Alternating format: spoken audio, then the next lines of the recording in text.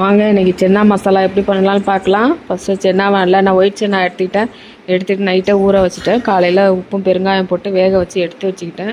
அப்புறம் கொஞ்சம் தக்காளியும் அந்த கொண்டக்கடலை வேக வச்சுருந்தேன் அதுலேயும் கொஞ்சம் போட்டு அரைச்ச பேஸ்ட்டை எடுத்து வச்சுட்டேன். திரும்பி கடாயை வச்சு எண்ணெய் ஊற்றிட்டு ஜீரகம் கொஞ்சம் போட்டுக்கோங்க. போட்டு பொரிஞ்சோன்னே வெங்காயம் போடுங்க. வெங்காயம் பொரி நல்லா வதங்கினோன்னே இஞ்சி பூண்டு பேஸ்ட் போட்டு கருவேப்பிலை போட்டு நல்லா வதக்கிவோங்க. வச்சுட்டு இந்த அரைச்ச பேஸ்ட் இருக்கு இல்லைங்களா, அதையும் அதில் தூக்கி போட்டு நல்லா வதக்கிட்டு மஞ்சத்தூள் தேவையான அளவு, மிளகாத்தூள் காரத்துக்கு தகுந்த மாதிரி, தனியாத்தூள், உப்பு எல்லாத்தையும் போட்டு நல்லா கலரி விட்டுட்டு இந்த கொண்டக்கடலை வேக வச்சது இருக்குங்க அதுலேயும் தூக்கி அதை போட்டுட்டு தனியாக சின்ன ஒரு கடாய் மாதிரி வச்சு அதுக்கு மசாலா தேவையான பொருட்கள் வரமிளகாய் ஒரு 4-5 மிளகாய் போட்டுட்டு மிளகு ஒரு 1/4 டீஸ்பூன் போட்டுக்கோங்க. ஏன்னா கொஞ்சமாக செய்கிறதுனால நான் கொஞ்சமாக செஞ்சேன், அதனால் வரமிளகாய் 4, மிளகு 1/4 டீஸ்பூனு, தனியா ஒரு 3/4 டீஸ்பூனு போட்டுட்டு இந்த இலை பிரியாணி இலை 1, சீரகம் ஒரு 1/4 டீஸ்பூனு, ஏலக்காய் 2, கிராம்பு 2, பட்டை ஒரு துண்டு எல்லாத்தையும் போட்டு லைட்டாக வறுத்துட்டு அதை பொடி பண்ணி பவுட்ரு பண்ணி வச்சுக்கிட்டேன்.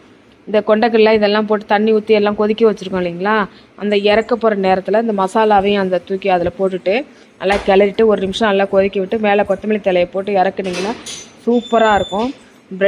ப்ரெட்டுக்கெல்லாம் வச்சு சாப்பிட்டிங்கன்னா எல்லாத்துக்குமே அது சூப்பராக இருக்கும். அது சப்பாத்தி, ப்ரெட்டு, பூரி எல்லாத்துக்கும் செஞ்சு பார்த்துட்டு உங்கள் கமெண்ட்டை சொல்லுங்கள்.